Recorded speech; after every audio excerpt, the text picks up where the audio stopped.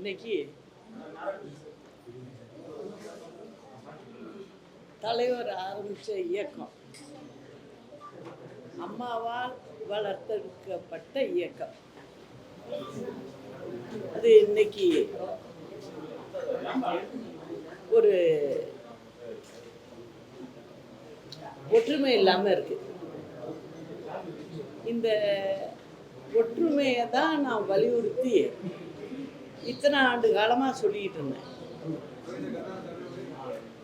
ஆனால் அப்போ நான் சொன்னது ஒரு சிலர் ஏற்றுக்கல. அதனால தான் இன்னைக்கு இந்த பிரச்சனை ஏற்பட்டிருக்கு.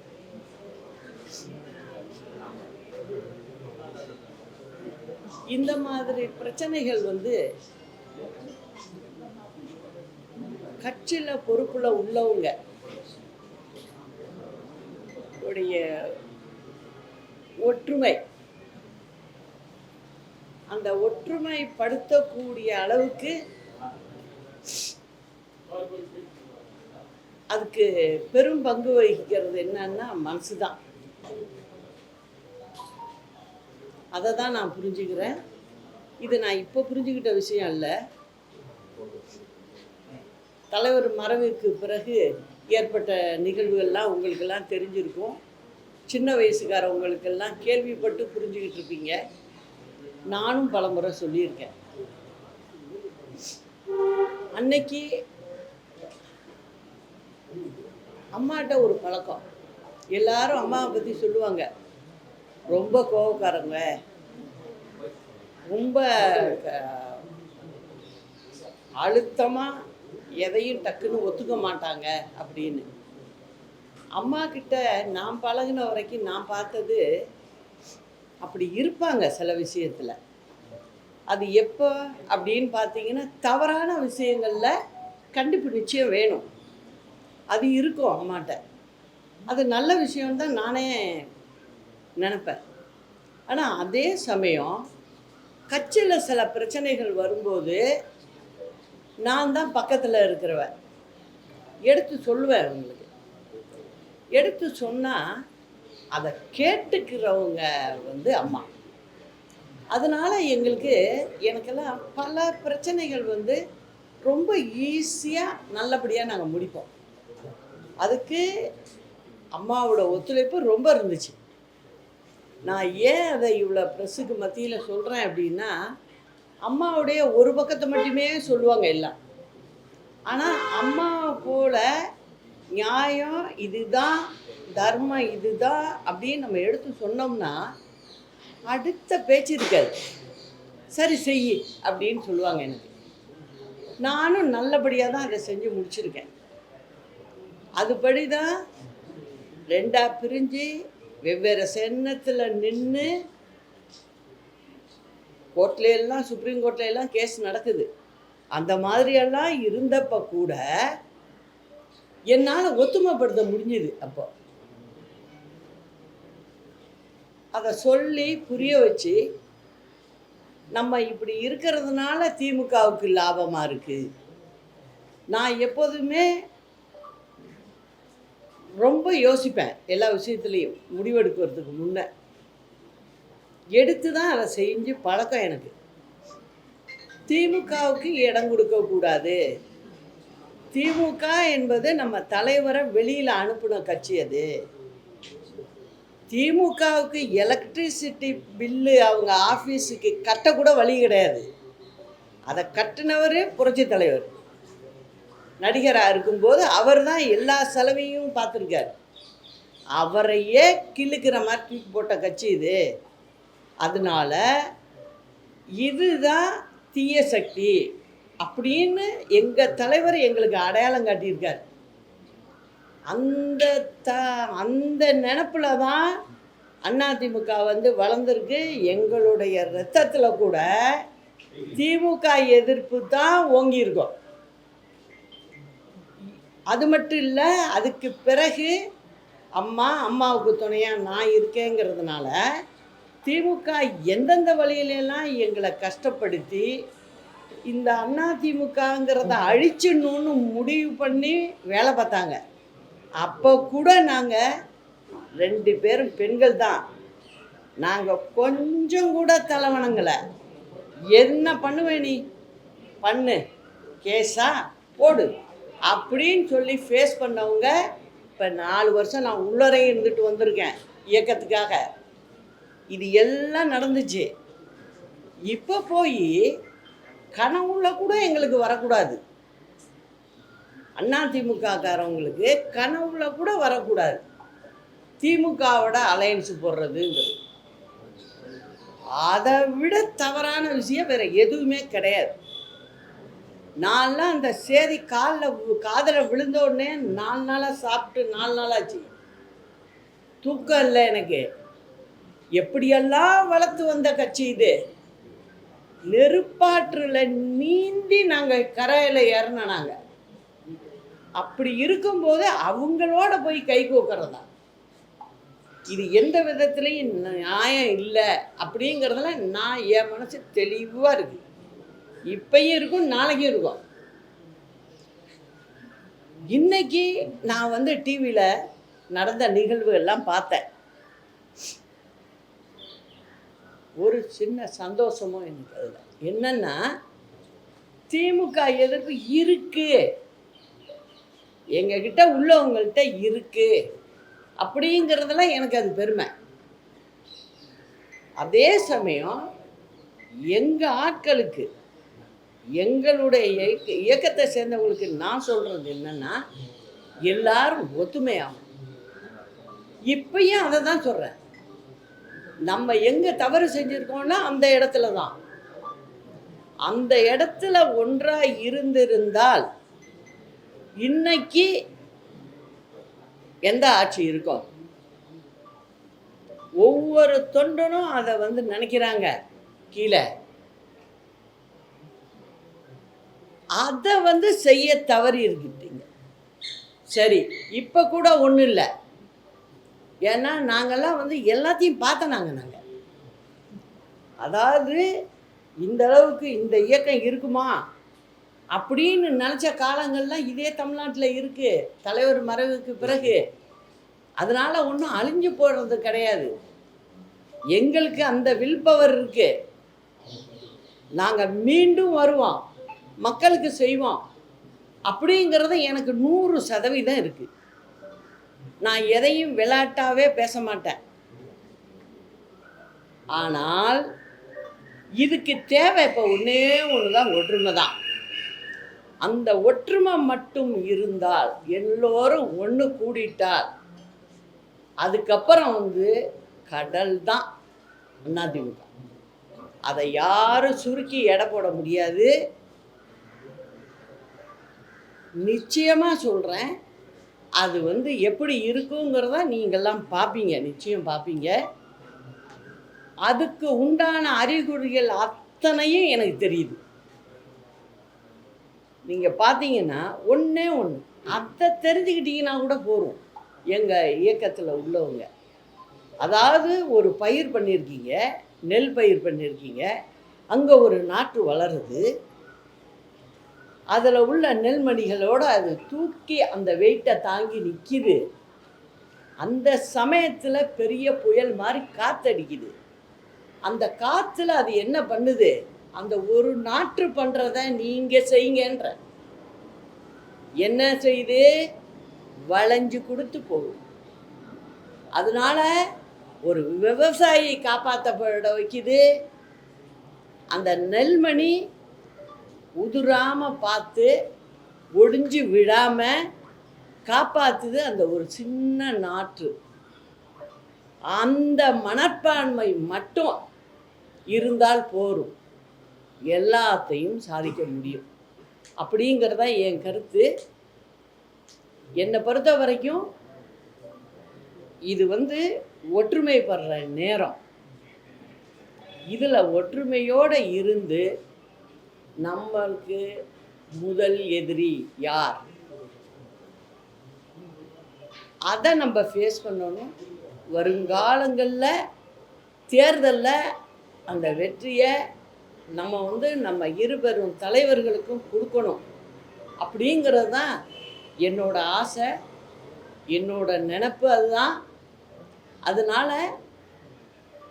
எப்போதுமே நான் வந்து தொடர்ந்து நான் பெங்களூர்லேருந்து வந்ததுலேருந்து சொல்லிக்கிட்டு இருந்தது தான். அதை கேட்காம சில முடிவுகள் தப்பாக ஆகியிருக்கு. தப்பை திருத்திக்கிறதும் நம்ம கையில் தான் இருக்குது.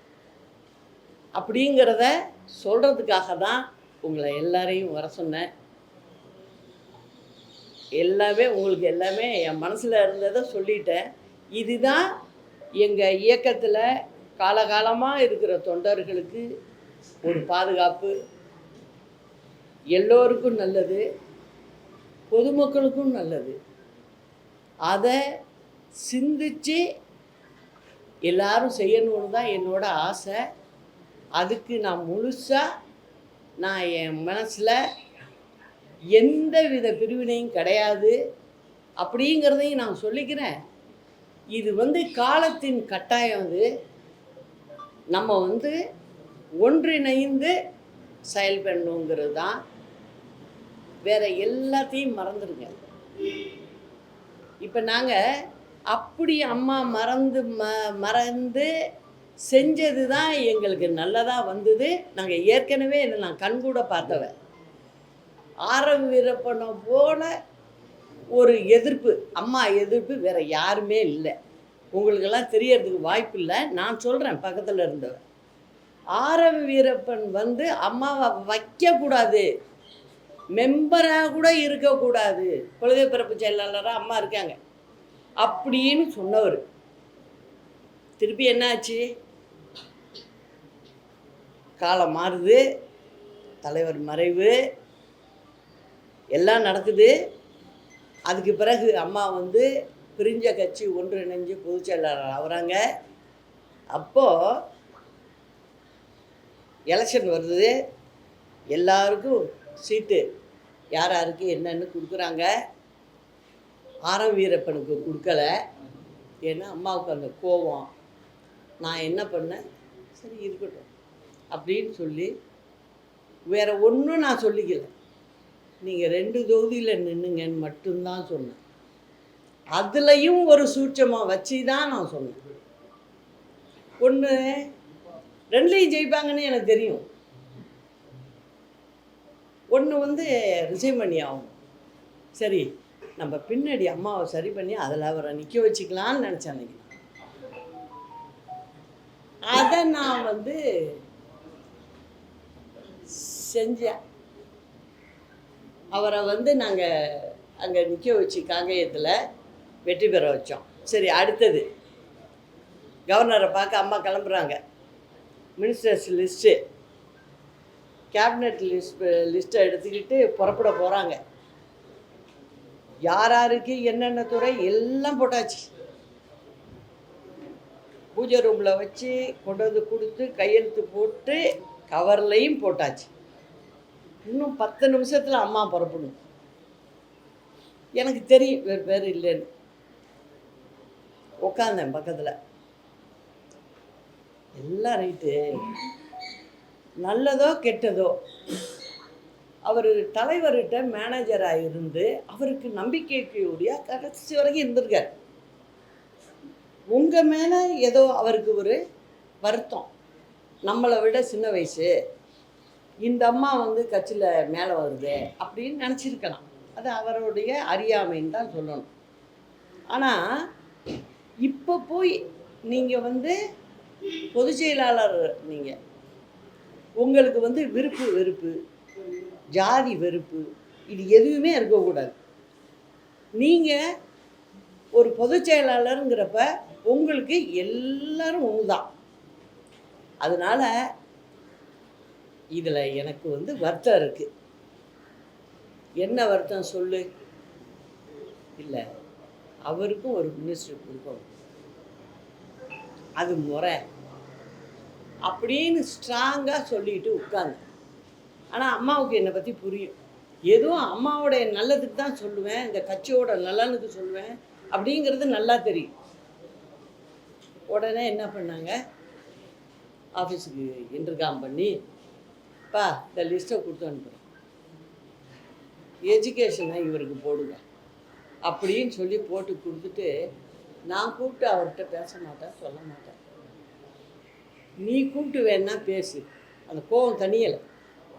அவங்க கவர்னர் மாளிகை போயிட்டாங்க. அதுக்கப்புறம் வீட்டிலேருந்து ஃபோன் பண்ணி சொல்லி அண்ணனை வீட்டுக்கு வர சொல்லுன்னு சொல்லி அவர்கிட்ட உட்காந்து 1/2 மணி நேரம் பேசினேன். அண்ணன், இந்த மாதிரி ஒரு வருத்தம் அம்மாவுக்கு இருக்குது மனசில், அதனால் இப்போ உங்களுக்கு வந்து எஜுகேஷன் மினிஸ்டர் போட்டு எடுத்துகிட்டு போயிருக்காங்க. அதனால் நீங்கள் பழசெல்லாம் மறந்துட்டு அவங்களுக்கு உதவியாக நீங்கள் வந்து அரசாங்கத்தில் மந்திரியாக இருந்து நல்லபடியாக இந்த அரசாங்கத்துக்கு நல்ல பேர் வர்றாப்புல செயல்படுங்கண்ணே போகிறோம் அப்படின்னு சொன்னேன். உடனே எந்திரிச்சு அவர் மனசே குத்திடுச்சு. ஏன்னா என்னுடைய கணவர் வந்து இவருக்கு இப்படி அது, ஏன்னா அம்மா கூட நாங்கள் பழகுறோன்னு. அதனால் அவர் என்ன சொல்கிறாரு, அம்மா உங்களுக்கும் பர்சனலாக நான் வந்து சில தவறுகளை பண்ணிட்டேன், அம்மாவுக்கும் நான் பண்ணிட்டேன். ஆனால் நான் இப்போ இந்த மந்திரி வரும் நான் எதிர்பார்க்கவே இல்லை. அவரே ஸ்டன்னாகி நின்றுட்டார். அதனால் நிச்சயம் நீங்கள் சொன்னபடி நான் நடந்துக்கோமா, ரொம்ப நன்றிம்மான்னு சொல்லிட்டு போனேன். ஸோ அந்த மாதிரியெல்லாம் இந்த இயக்கத்தில் நான் செஞ்சவ எந்த வித பிரதிபலனையும் எதிர்பார்த்ததே கிடையாது. எனக்கு கண்ணுக்கு தெரியறது அம்மா மட்டும்தான். அவங்களுக்கு என்ன பிரச்சனை வந்தாலும் அதை நகர்த்தி அதை கரெக்டாக கொண்டு போகணும் அப்படிங்கிறத மட்டும்தான் என்னுடைய வேலையாக நான் பார்த்துக்கிட்டு இருந்தேன். அதனால தான் இப்போ நடக்கிறதெல்லாம் பார்த்தது ரொம்ப மனசு வந்து புண்பட்டு போயிருந்தது. அதுக்கு இன்னைக்கு வந்து மற்றவங்களும் வெளிப்படையாக பேசி சொல்லிட்டாங்க. சொன்னது நல்லது. அதனால் எல்லாரும் ஒற்றுமையாக இருந்து செயல்படணுங்கிறது தான் என்னோட ஆசை. அதுக்கு நான் வந்து முழுமையாக யாரையும் வெறுக்கவோ இல்லை எல்லாரையும் அணைச்சி போகணும்னு நினைக்கிறவ. அதை வந்து எல்லாரும் புரிஞ்சுக்கணும். இந்த இயக்கத்தோடைய பாரம்பரியத்தை புரிஞ்சுக்கணும். யார்னால் தொடங்கப்பட்டது, யார்னால் வளர்க்கப்பட்டது, அதனால் மக்களுக்கு எவ்வளோ பயன் நம்ம கொடுத்துருக்கோம் அப்படிங்கிறத நினச்சி எல்லாரும் ஒன்றிணைந்து செயல்படணும். அதுதான் எனக்கு வேண்டியது. அதனால் அதை எல்லாரும் சேர்ந்து செய்யணும். எல்லாரையும் யாருமே வெளில போனவங்க யாருமே வெளில விடக்கூடாது. எல்லாரையும் ஒன்றிணைச்சு நம்ம செயல்படணும். இது வந்து நாட்டு மக்களுக்காகவும் சொல்கிறேன், கழக தொண்டர்களுக்காகவும் சொல்கிறேன். அதனால் எல்லாரும் ஒருங்கிணைங்கிறது தான் இது வழியாகவும் நான் சொல்லிக்கிறேன். நிச்சயமாக இருக்குது. நான் இது இப்போ சொல்லலை, ஆரம்பத்திலே நான் சொல்லிக்கிட்டு இருக்கேன். ஏன்னா இந்த கட்சி எப்பெல்லாம் வந்து பிரச்சனைக்கு போகுதோ அது நல்ல மனுஷன் ஆரம்பித்த கட்சி. இது நல்ல மனதோடு ஆரம்பித்த இயக்கம். அது ஏழைகளுக்குன்னே ஆரம்பித்த இயக்கம். இது என்னைக்கும் துண்டா போகாது, ஒன்றாதான் இருக்கும். யார் முயற்சித்தாலும் அது நடக்காது.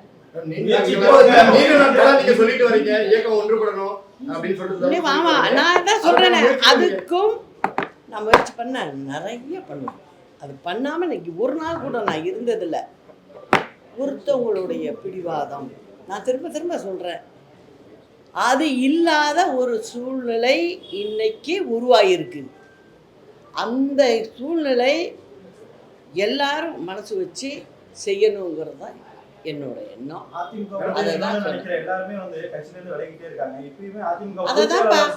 எப்பா நான் சொல்றேனே, அது எல்லாமே நடந்தது, எல்லாமே நம்ம எல்லாருமே பார்த்துக்கிட்டு இருக்கோம். இதுக்கு ஒரு முடிவு வரும். இந்த இயக்கம் வந்து நல்லா வரணும் அப்படிங்கிறது தான் நான் திரும்ப திரும்ப திரும்ப நான் சொல்றேன். அது நிச்சயம் நடக்கும்.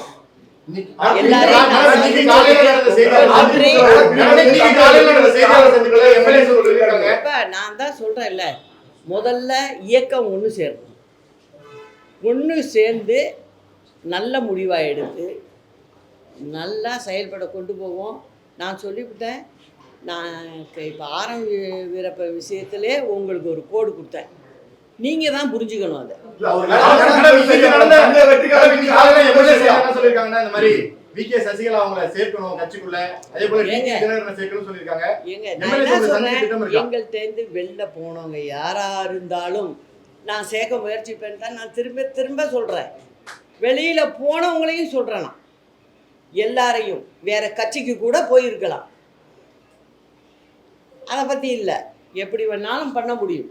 வேற கட்சிக்கு கூட போயிருக்கலாம். யாரா இருந்தாலும் சொல்றேன், நிச்சயமா நல்லது நடக்கணும். எல்லாருமாவே சேர்ந்து உங்களை எல்லாரையும் ஒன்றாக கூப்பிட்டு நிச்சயம் பேசுகிறேன்னா மிக விரைவில் வருவோம். நல்லது நடக்கும். மாத்தி ஓட்டு போட்டவங்க எல்லாரும் இன்னைக்கு கட்சியில இருந்து நீக்கம் செய்ய அறிவிப்பு இருக்குது. நான் தான் சொல்லிட்டேன்ல, எங்கள் இயக்கத்தை பற்றி நான் தான் சொல்கிறேன்ல, எப்படி எப்படியோ போகும், கடைசியில் சரியான ரூட்டில் வந்து நிற்கும். கவலையே படாதீங்க, அது எல்லாத்துக்கும் ஒரு நல்ல முடிவு வரும். மேடம், அந்த பிடிவாதக்காரருக்கு அந்த ஒன்றிணைவு இடம் இருக்கா? நீங்க குறிப்பிட்ட அந்த ஒருவருடைய பிடிவாதம் சொன்னீங்க, அந்த பிடிவாதக்காரருக்கு இந்த ஒன்றிணைவுல இடம் இருக்குமா? நான் தான் சொல்லிட்டேனப்பா, எல்லாரும் ஒன்று சொல்லிட்டேனே. இதில் யாரையுமே நாங்கள் பிரிக்க விரும்பலை, நான் பிரிக்க விரும்பவே இல்லை.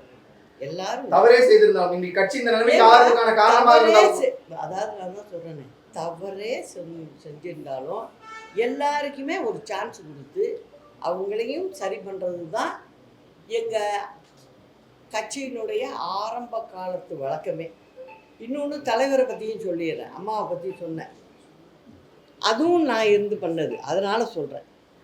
எஸ்டி சோமசுந்தரம் மந்திரியாக இருக்கார், அவருக்கும் அம்மா மேலே, ஏன்னா அடுத்தது அவங்க வரணுங்கிற நினப்பு, வேறு ஒன்றும் இல்லை.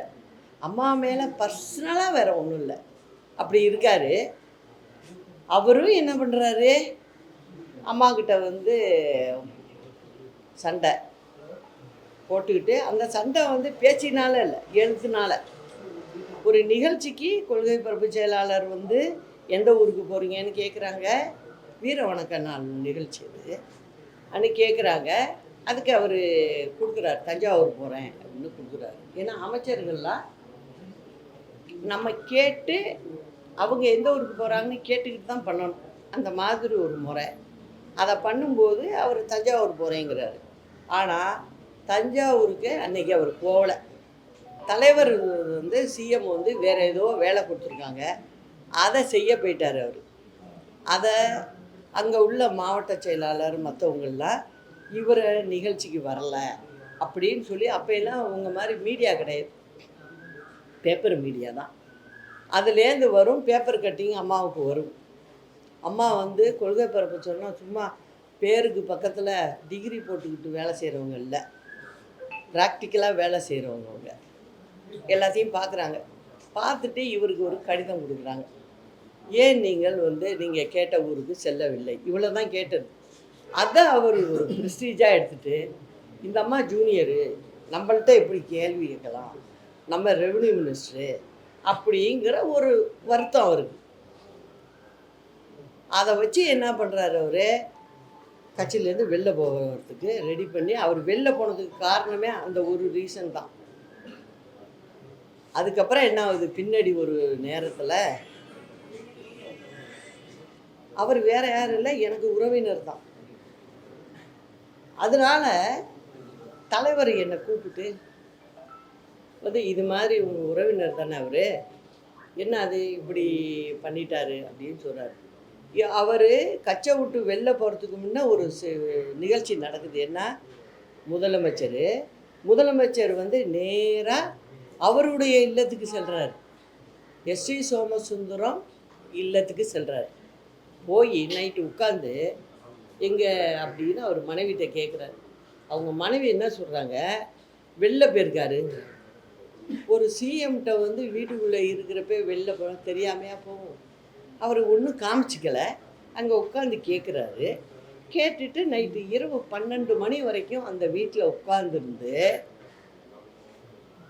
இவருக்கு பசிக்குது தோசை போட்டு கொடுங்கம்மான்னு கேட்டு அந்த அம்மா தோசை போட்டு கொடுத்து சாப்பிட்டுட்டு வீட்டுக்கு வராரு.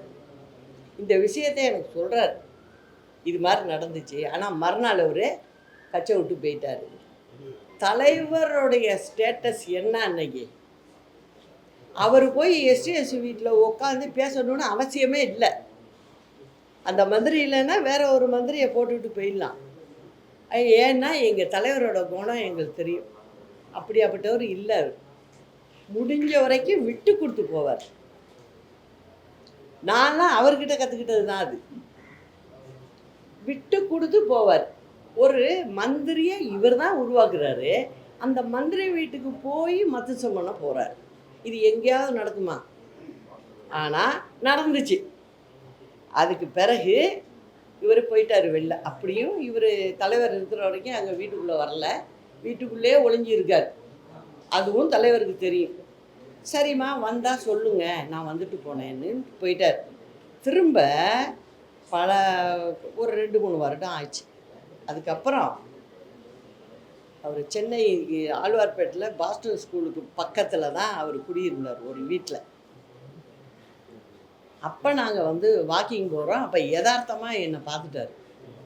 பார்த்துட்டு நான் இங்கே தாம்மா இருக்கேன்னாரு. சரி இவ்வளோ சொல்கிறாரு, நம்ம போய் என்னென்ன இங்கேயா வீடுன்ட்டு ஒரு நிமிஷம் பேசிட்டு வந்துட்டேன். இது தலைவருக்கு தெரிஞ்சிருக்கு. எனக்கு உடனே வண்டி வருது, தோட்டத்துக்கு கூப்பிட்றாங்க, நான் போகிறேன். தலைவர் சொல்கிறார், என்னம்மா அவங்க உறவினர் கூப்பிட்டாரா, என்ன பேசுனீங்கன்னு. இது மாதிரி அவர் கட்சி ஆரம்பித்தப்ப நிறைய உழைச்சிருக்காரு. என்கிட்ட சொல்கிறார், உழைச்சிருக்கிறாரு, ஆரம்ப கட்டத்தில் எல்லாம் ரொம்ப உறுதுணையாக இருந்திருக்காரு, அதனால் அவர் வெளில போனது மனசுக்கு கொஞ்சம் கஷ்டமாக இருக்குன்னாரு. அதுக்கப்புறம் நீங்கள் பேசி பாருங்கன்னாரு. நான் பேசி தான் அவரை திரும்ப அதிமுகவுக்குள்ளே கொண்டு வந்தேன். இதுதான் நடந்தது. அதனால் இப்படிப்பட்ட அந்த இயக்கம் தலைவரே அப்படி இறங்கி பேசக்கூடிய ஒரு தொண்டன்ட்ட அந்த மாதிரி இயக்கத்தில் இப்போ இந்த மாதிரி பண்ணுறது எந்த விதத்துலையும் நியாயம் கிடையாது. அதனால் இதெல்லாம் நான் ஏன் சொல்கிறேன்னா, அவங்களுக்கெல்லாம் தெரிஞ்சிருக்க வாய்ப்பு இல்லை. அவங்களும் தெரிஞ்சுக்கணும், இதை பார்க்கணும். எல்லாரும் ஒத்துமையாக நல்லபடியாக இந்த இயக்கத்தை நடத்தணும். அதுதான் நல்லது, நாட்டுக்கும் நல்லது, மக்களுக்கும் நல்லதுங்கிறத சொல்லிக்கிறேன். எப்படி போனாலும் இதை சரி பண்ண வேண்டிய நேரம் இது. நிச்சயம் சரியாகும். நன்றி.